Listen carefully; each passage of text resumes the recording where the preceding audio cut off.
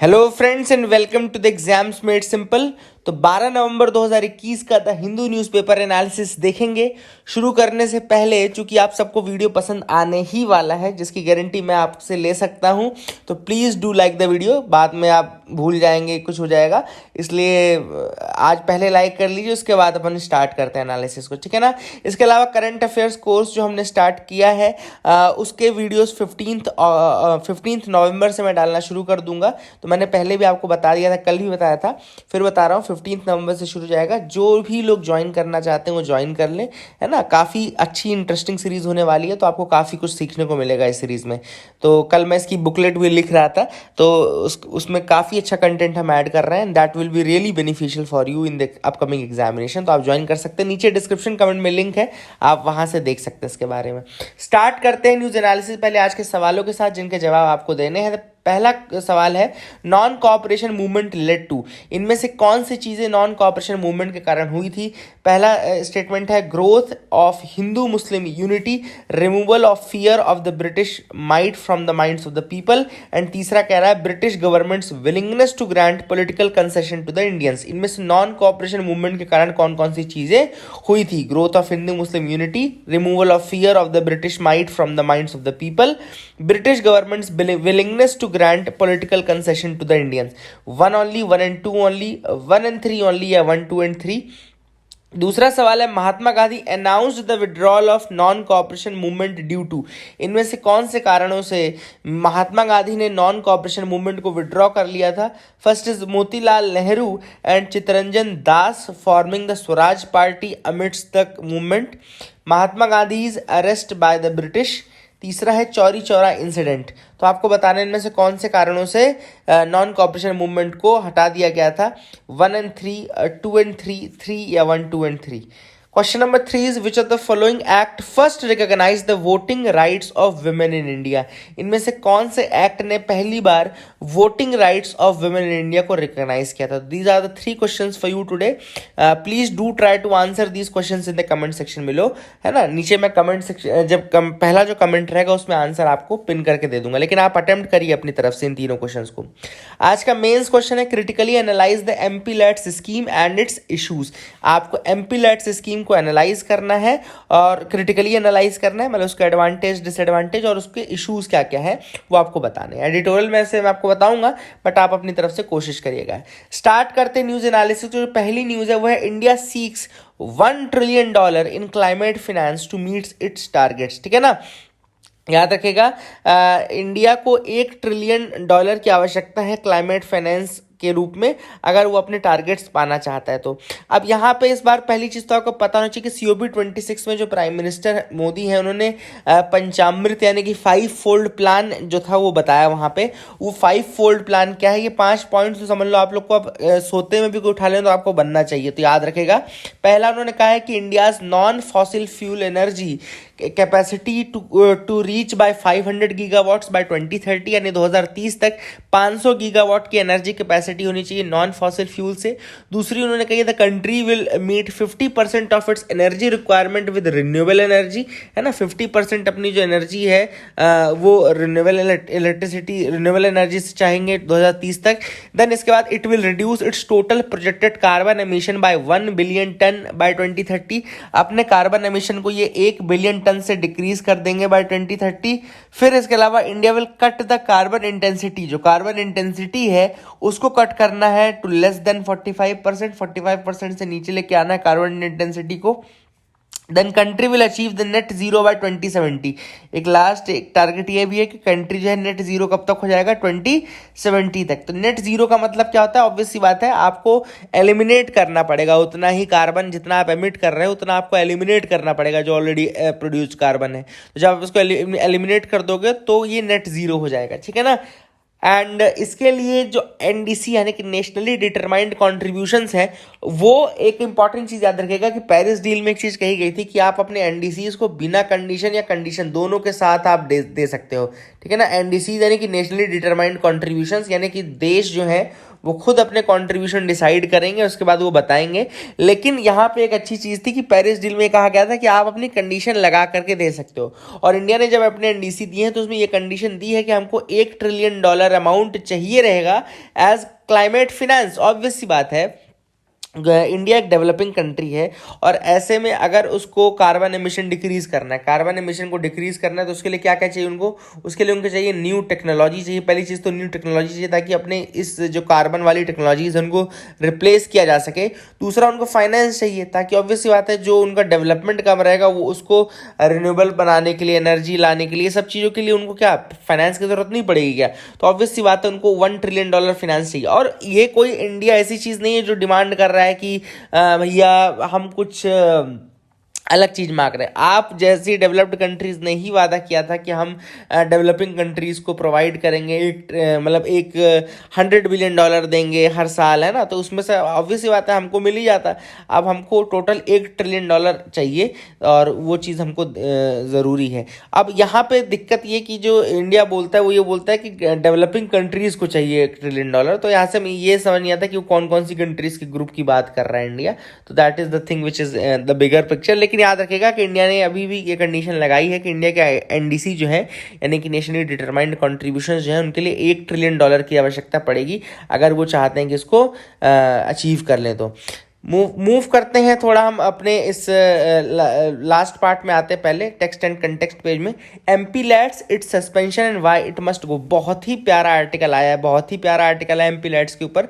और यहाँ पे ऑथर ने कहा है कि भैया अभी कल की न्यूज़ थी कि एमपी लेट्स को 2 साल के बाद दोबारा शुरू किया गया। आप सबको पता होगा कि कोविड के टाइम पे 2 साल तक एमपी लेट्स को बंद करके रखा गया था 2021-22 के सेशन में, है ना। अब यहाँ पे दोबारा से इसको चालू किया गया है, और अब जब इसको चालू किया गया है तो बड़ा सवाल ये होता है कि एमपी लेट्स की क्या इसको चालू करना ज़रूरी है या क्या इसको पूरी तरीके से ख़त्म कर देना चाहिए। तो this is the thing that has been mentioned by the author in this article. तो हम डिस्कस करेंगे डिटेल में, लेकिन पहली चीज़ आपको याद रखना है कि एमपी लेट स्कीम में 5 करोड़ रुपए दिया जाता था एनुअली। अभी जब दोबारा इसको चालू किया गया तो इसको 2 करोड़ रुपए दिया गया है, ठीक है ना। अभी 2 करोड़ से इसको चालू किया गया है, लेकिन अदरवाइज ये 5 करोड़ से चालू होता है, ठीक है। डेवलपमेंटल वर्क्स, किसी तरीके का एसेट क्रिएशन जो है वो कर सकते हैं एमपीज, उसके लिए रिकमेंडेशन दे सकते हैं, फिर डिस्ट्रिक्ट अथॉरिटीज उसको कंफर्मेशन देती हैं, ठीक है ना। अब यहाँ पर ऑथर ने इसके इश्यूज बताने शुरू किए हैं। सबसे पहले आपको बेसिक बता दूं तो under this scheme each member of the parliament has a choice to suggest to the district collector for work. तो यहाँ पे जो मेंबर ऑफ पार्लियामेंट रहता है वो डिस्ट्रिक्ट कलेक्टर को वर्क सजेस्ट करता है 5 करोड़ तक का per annum to be taken up in his or her constituency. तो 5 करोड़ तक का काम डिस्ट्रिक्ट कलेक्टर को मेंबर ऑफ पार्लियामेंट जो है अपनी चॉइस का सजेस्ट करता है कि आप भैया इस काम को करवाओ 5 करोड़ रुपए तक का, ठीक है ना, इन हिज और कंस्टिट्यूएंसी। अब यहाँ पर एक चीज देखो, यहाँ पर the decision to suspend MP LADS for 2 years is good first step. In fact MP LADS scheme should be completely abolished and for the following reasons. तो अब यहाँ पे ऑथर ने रीजंस दिए हैं कि क्यों एमपी लेट्स स्कीम को पूरी तरीके से हटा देना चाहिए। सबसे पहला रीजन जो ऑथर ने दिया है वो ये दिया कि ये जो एमपी लेट्स स्कीम है ये एक बहुत ही कार्डिनल प्रिंसिपल कॉन्स्टिट्यूशन का उसको वायलेट करती है, वो है सेपरेशन ऑफ पावर, ठीक है ना। तो सेपरेशन ऑफ पावर को ये वायलेट करती है। This is what has been said by the author in this article. कैसे सेपरेशन ऑफ पावर को ये थ्रेटन करती है एमपी लेट्स स्कीम। तो यहाँ पे ऑथर ने कहा है कि the scheme gives an executive function to the legislator, है ना। तो स्कीम जो है वो लेजिस्लेटर्स को एक एग्जीक्यूटिव फंक्शन दे देती है, मतलब कि एमपी यहाँ पे रिकमेंड करते हैं कंस्टिट्यूएंसी में वर्क्स, ठीक है ना, लेकिन यहाँ पे जो फाइनल चॉइस है इम्प्लीमेंटेशन की वो किसके पास है, डिस्ट्रिक्ट अथॉरिटी के पास है, यानी कि एग्जीक्यूटिव के पास है। अब यहाँ पे ऑथर ने कहा कि कोई भी डिस्ट्रिक्ट कलेक्टर या कोई भी डिस्ट्रिक्ट अथॉरिटी ऐसी नहीं होगी जो एमपी की बात को मना करे। तो कुल मिलाकर के फाइनल जो डिसीजन होता है वो एमपी का ही डिसीजन हो जाता है, and that is the reason why author ने कहा कि जो काम एग्जीक्यूटिव को अपनी मर्जी से करना चाहिए था, फुल फ्रीडम से करना चाहिए था, वो उसको लेजिस्लेटर यानी कि एमपी, जो काम एग्जीक्यूटिव को फ्रीडम से करना चाहिए था वो काम उसको एमपी के अंदर दबाव में रह करके करना पड़ेगा। तो this is the first thing, separation of power को ये एलिमिनेट करता है। दूसरा है implementation of the scheme has always left much to be desired, मतलब कि जो इसका एम था वो एम इसने कभी पूरा नहीं किया एमपी लेट्स स्कीम में। कैसे, यहाँ पे कैग की भी बात माने, ऑथर ने कहा है कि कैग की अगर बात माने तो expenditure expenditure incurred by the executive agencies being less than amount booked. पहली चीज तो बहुत बार ऐसा होता है कि जितना अमाउंट इसमें बुक किया गया है, यानी जितना अमाउंट इसमें रिलीज किया गया है उतना यूज नहीं होता है। पहली चीज, उतना यूज नहीं होता। हाँ, अब चूंकि एमपीलेट्स का जो फंड होता है वो नॉन लैप्सेबल फंड है, इसलिए वो जरूर बार बार आगे अमाउंट ट्रांसफर हो जाती है, अदरवाइज फुल यूटिलाइजेशन नहीं है। इसके अलावा यहाँ पर आप देखें तो the scheme emphasizes that work under the scheme should be limited to asset creation। इस स्कीम में साफ तौर पे लिखा गया है कि एसेट क्रिएशन के काम करने हैं, लेकिन अगर हम 707 कामों में से 549 कामों को देखें तो ये इंप्रूवमेंट ऑफ एग्जिस्टिंग एसेट्स के लिए हुए, मतलब कि जो एग्जिस्टिंग एसेट्स हैं उनको इंप्रूव करने के लिए ही हुए हैं। तो कुल मिलाकर के कुछ नया एसेट क्रिएशन नहीं किया जा रहा है एमपीलैट्स के अंतर्गत। बाकी जो काम हो रहा है वो क्या हो रहा है, वो एक तरीके से रिनोवेशन का ही काम चल रहा है। इसके अलावा use of lesser quality of materials than specified. कई बार देखा गया है कि जो मटेरियल्स हैं वो खराब क्वालिटी के यूज किए जा रहे हैं, एंड कॉन्ट्रैक्टर्स के साथ एक नेक्सस बनाया जा रहा है। एक नेक्सस विद द कॉन्ट्रैक्टर्स ये हो जाता है, और उसकी कोई अकाउंटेबिलिटी लेने वाला भी बाद में नहीं, सब स्टैंडर्ड वर्ग की कोई फिर अकाउंटेबिलिटी भी नहीं लेता है। इसके अलावा ऑथर ने ये कहा है कि कई बार ये भी हुआ है कि जो वर्क ऑर्डर है वो बहुत ही डिले इशू होता है, the work order are issued with a delay, and इसके बाद कई बार एक्सटेंशन ऑफ टाइम मांगा जाता है, लेकिन कोई भी करेक्ट प्रोसीजर फॉलो नहीं करता, मतलब जितने दिनों में काम कंप्लीट होना चाहिए उतने दिनों में ना होकर के एक्सटेंशन होता है और उसका कोई करेक्ट प्रोसीजर फॉलो नहीं होता है। ठीक है ना, ये भी एक इंपॉर्टेंट चीज़ है। इसके अलावा आप देखें तो implementation of the scheme was marked by various shortcomings and lapses, and these are the indicative of the failure of the internal control mechanism. तो इंटरनल जो कंट्रोल मैकेनिज्म है, ऑथर बोलते हैं कि उसका फेलियर है इसका इम्प्लीमेंटेशन।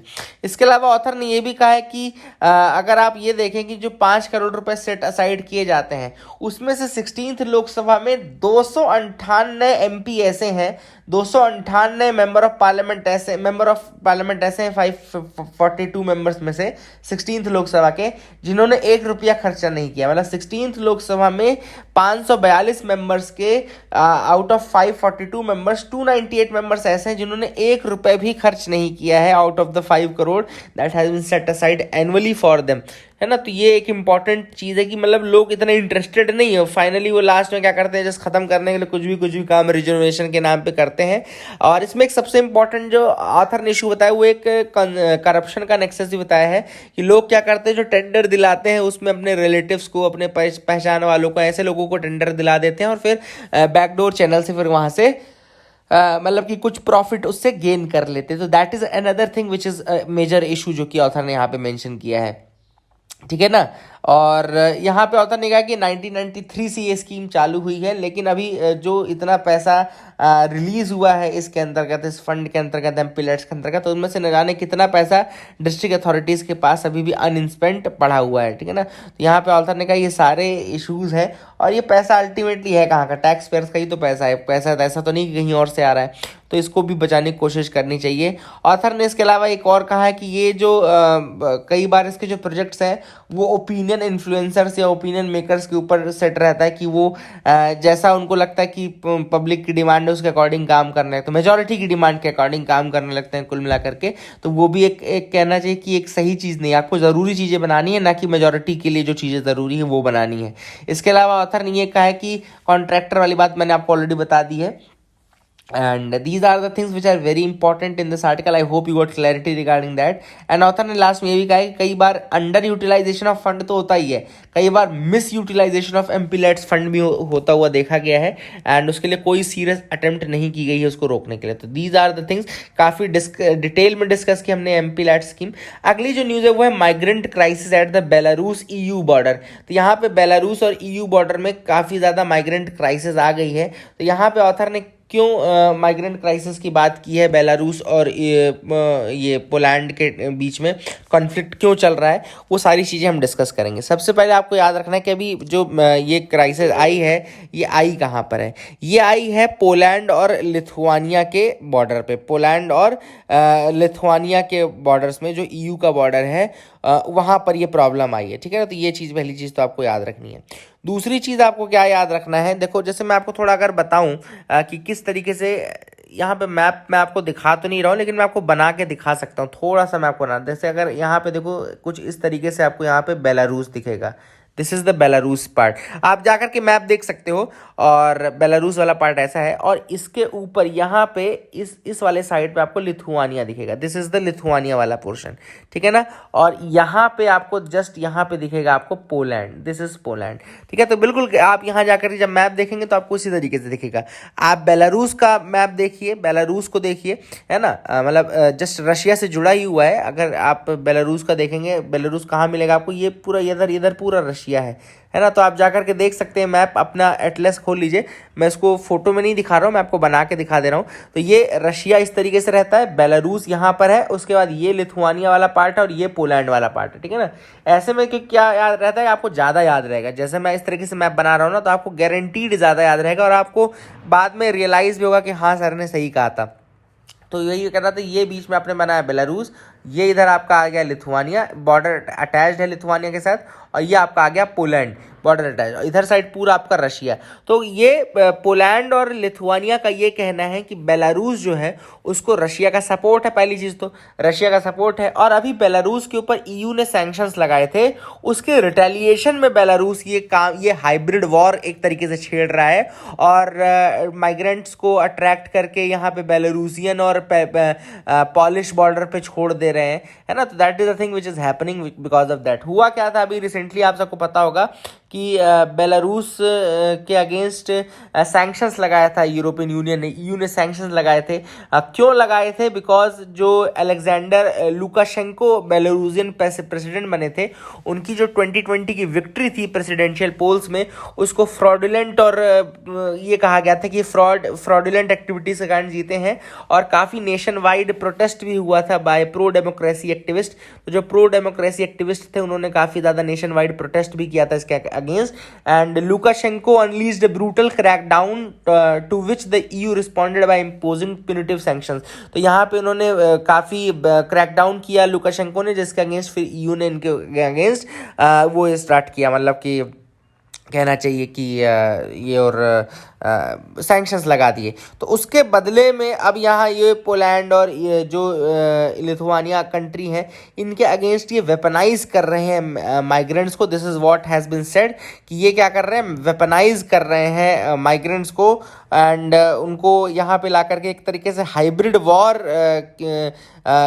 छेड़ रहे हैं। This is what has been said by the Polish government, है ना। तो इधर ये चीज़ हो रही है, तो थोड़ा सा आपको पता होना चाहिए। That is what I wanted, I hope you got clarity. आगे मूव करते हैं, देखते हैं और क्या इंपॉर्टेंट न्यूज़ आइटम्स है जिनके बारे में हमको डिस्कस करना है। तो you can move ahead with me, आप मेरे साथ आगे बढ़ सकते हैं। यहाँ पे एक न्यूज़ है, gulf states hold naval exercise with Israel. तो यहाँ पे एक इंपॉर्टेंट चीज़ हुई है अभी रिसेंटली कि गल्फ स्टेट्स जो हैं उनकी इज़राइल के साथ एक एक्सरसाइज हुई है, एंड ये काफ़ी बड़ा एक तरह कहना चाहिए अचीवमेंट है। अब्राहम अकॉर्ड का नाम आप सबने सुना होगा, है ना। एक्चुअली अब्राहम अकॉर्ड का नाम आप सबने सुना होगा, जिसमें यूएई हो गया, आपका इज़राइल हो गया, बहरेन हो गया, इन सब के बीच में जो रिलेशंस है वो अच्छे हुए हैं, जबकि इजराइल के साथ ये कंट्रीज अच्छे रिलेशन नहीं रख रही थी। But now they have agreed to the terms, and वो बिल्कुल मान गई हैं कि रिलेशन जो है वो अच्छा होना चाहिए। तो that is what is happening now. Relationship में इम्प्रूवमेंट देखने को मिल सकता है। एंड ये एक 5 डे मैन्यूवर हुआ है रेड सी में। अब आप सबको पता होना चाहिए कि रेड सी कहाँ पे लाई करता है। तो रेड सी का जब आप मैप देखेंगे तो आपको रेड सी कहाँ मिलेगा, तो ये वाला पार्ट आपका कहना चाहिए इधर वाला, ये वाला आपका अगर सऊदी अरेबिया का पार्ट है, सऊदी अरेबिया का पार्ट है, यहाँ पे आपका यमन आता है, यहाँ पे आपका ओमान आता है ना। तो ये सऊदी वाला पार्ट है, और इधर साइड आपका आता है स्वेज कैनाल, है ना। ये आती है यहाँ पे आता है ना, स्वेज कैनाल वाला रीजन आता है, ठीक है। ये आता है यहाँ पे आता है क्या, स्वेज आता है, स्वेज कैनाल आता है ना। और ये आता है आपका, ये इधर फिर आप शुरू हो जाता है अफ्रीका शुरू हो जाता है, ये अफ्रीका शुरू हो जाता है इधर साइड अफ्रीका, ये अफ्रीका है। इधर सऊदी अरेबिया चलता है, यमन चलता है, इधर अफ्रीका आ जाता है। ठीक है, तो ये बीच में जो पार्ट बचता है ना, ये है आपका रेड सी वाला पार्ट। थोड़ा मैं अपनी सुंदर ड्राइंग आप लोग को दिखा देता हूँ, है ना, सुंदर वाली ड्राइंग दिखा देता हूँ। देखो ये आपका इधर साइड तो आपका ये सऊदी अरेबिया है, ठीक है, जिसमें कि आपका इधर वाला पार्ट यमन का है, ये ओमान का पार्ट है। ठीक है, याद रखिएगा। फिर ये बीच में आपको इस तरीके से एक सिनाई पेनिनसुला दिखता होगा, है ना। आप देख लीजिए, ये पूरी चीज़ आप देख लीजिए मैप में, है ना, ये बिल्कुल गारंटीड, मैं बिल्कुल सही बना रहा हूँ, आई नो। यहाँ पे आप सिनाई पेनिनसुला देख सकते हैं और यहीं से आपका इजिप्ट वाला पोर्शन शुरू होता है और यहाँ पे आके ये बिल्कुल क्लोज इन करता है अफ्रीका का ये वाला पार्ट, यहाँ बिल्कुल एकदम क्लोज जाता है ना। यहाँ पे फिर आपका यहाँ पे गल्फ ऑफ एडन शुरू हो जाता है, यहाँ गल्फ ऑफ एडन है, ये आपका पर्शियन गल्फ है। This region, this shaded region is the Persian Gulf वाला रीजन, ठीक है ना। और ये आपका सिनाई पेनिनसुला है और यही आपका स्वेज कैनाल है और ऊपर फिर यहाँ पे एक वाटर बॉडी जिसको मेडिटेरेनियन बोलते हैं। तो एक और चीज़ आपको यहाँ से सीखने को मिलती है कि जो स्वेज कैनाल है वो किस किस पार्ट को कनेक्ट करती है। स्वेज कैनाल या जो सिनाई पेनिनसुला है वो दो कौन सी वाटर बॉडीज के बीच में आता है, वो आता है मेडिटेरेनियन सी और रेड सी के बीच में। तो ये भी यहाँ पे देखो लिखा हुआ है। मैं एक्चुअली में जो लिखा था उसको एक्सप्लेन करना चाहता था, इसलिए मैंने आपको ये चीज़ बताई है। इसको याद रखना कि यहाँ पे, अच्छा यहाँ पे लिखा है कि नहीं लिखा है ये मुझे नहीं पता, लेकिन ये चीज़ मैं आपको एक्सप्लेन करना चाहता था, इसलिए मैंने पूरा वो इतनी सुंदर ड्राइंग आपको बना करके दिखाया है कि जो स्वेज कैनाल है, जो सिनाई पेनिनसुला है, वो किन दो वाटर बॉडीज़ के बीच में आता है। तो ऊपर उधर मेडिटेरेनियन सी है और इधर बीच में रेड सी है। और यहाँ नीचे जहाँ मैंने बताया था ना कि यहाँ पे अफ्रीका वाला पार्ट बिल्कुल क्लोज करता है, तो वहाँ पर उसके बाद आता है आपका गल्फ ऑफ एडन आता है। तो गल्फ ऑफ एडन आता है, उधर ऊपर रेड सी आता है, ठीक है ना। अब आप मुझे बताइए कि रेड सी और गल्फ ऑफ एडन को कनेक्ट करने वाला बीच में पार्ट कौन सा है ना, दैट इज कौन सा स्ट्रेट आएगा बीच में, आपको मुझे बताना है कि कौन सा स्ट्रेट है जो रेड सी और गल्फ ऑफ एडन को कनेक्ट करता है, ठीक है ना। तो ये बहुत ही इंपॉर्टेंट क्वेश्चन है, straight connecting gulf of Aden and ये आपका रेड सी, ठीक है ना। तो आप ये मुझे ज़रूर बताइएगा। तो दिस इज़ द क्वेश्चन, है ना। और यहाँ पे अगली जो चीज़ है वो अपन देखते हैं और क्या इंपॉर्टेंट न्यूज़ आइटम्स है जिनको हमको डिस्कस करना है। South Africa's last apartheid president de Klerk dies. तो यहाँ पे एक इम्पॉर्टेंट मतलब पर्सनैलिटी है जो बिल्कुल अपने एंड पे पहुँच गए। De Klerk, president de Klerk, इनका नाम याद रखिएगा।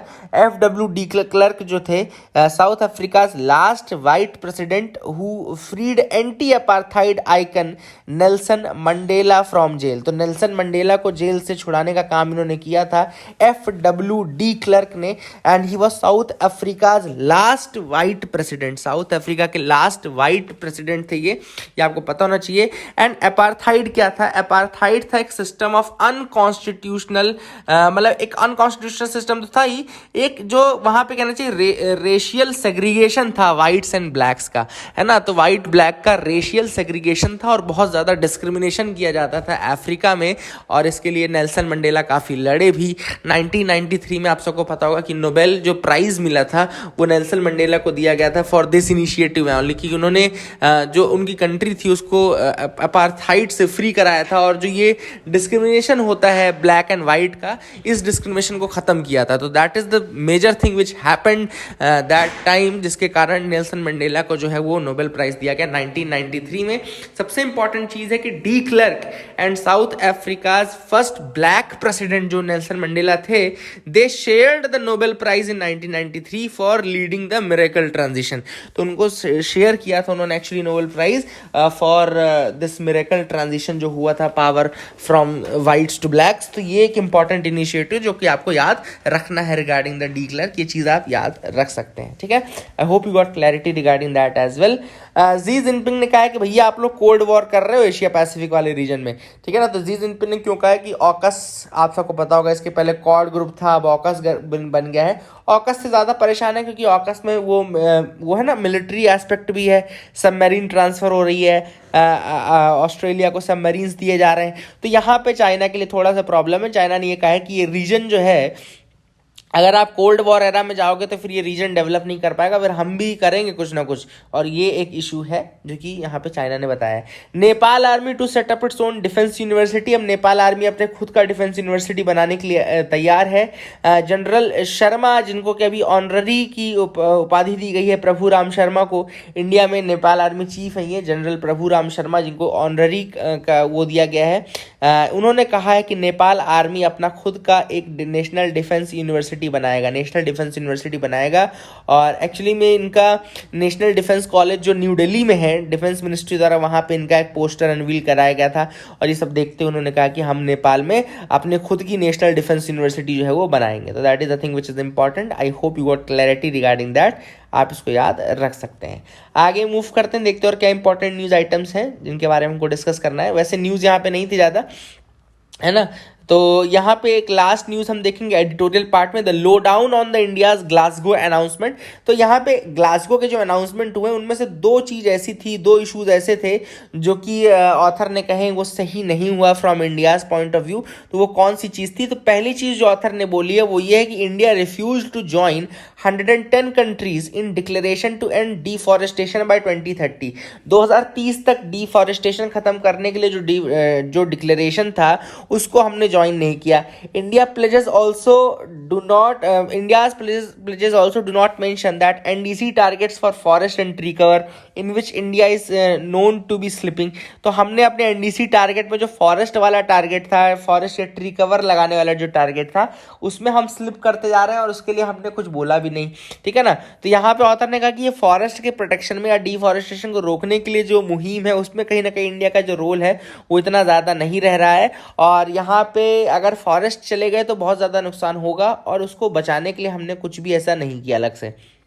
इसके अलावा बहुत सारे जो ट्राइबल्स हैं जिनकी लाइवलीहुड डिपेंड करती है फॉरेस्ट में, फॉरेस्ट ड्वेलर्स हैं जिनकी लाइवलीहुड डिपेंड करती है फॉरेस्ट में। तो अगर आप फॉरेस्ट को बचाने की बात नहीं करते, इसका मतलब है कि आप उन ट्राइबल्स को, उन लाइवलीहुड्स को बचाने की बात नहीं कर रहे हो। तो ये एक बहुत ही इंपॉर्टेंट इशू है जो ऑथर ने उठाया है, एंड 2030 तक डिफॉरेस्टेशन को एंड करने के लिए जो प्लेज थी उसको हमने ज्वाइन नहीं किया। इसके अलावा इंडिया ने ग्लोबल मीथेन प्लेज जो थी, जिसमें नेशंस ज्वाइन कर रहे हैं to reduce the emission of the short lived but potent greenhouse gas.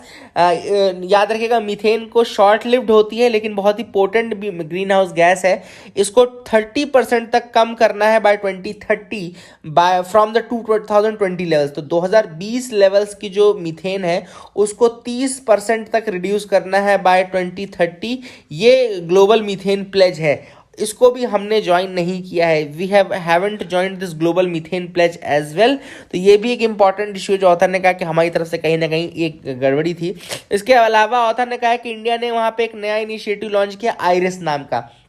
आप सबको पता होगा infrastructure for resilient island states, यानी कि आइलैंड स्टेट्स के लिए रेजिलिएंट इंफ्रास्ट्रक्चर बनाने की बात, infrastructure for resilient island states, and this was aimed at providing the technical knowledge and financial assistance to small island nations, ठीक है ना। तो technical knowledge and financial assistance provide करने के लिए है to the small island states, and ये हमने स्टार्ट तो किया, लेकिन ऑथर ने यहाँ पे क्या कहा है कि भैया आप थोड़ा अपनी कंट्री की तरफ भी देखो और अपने जो कोस्टल स्टेट्स हैं उनकी हालत भी देख लो।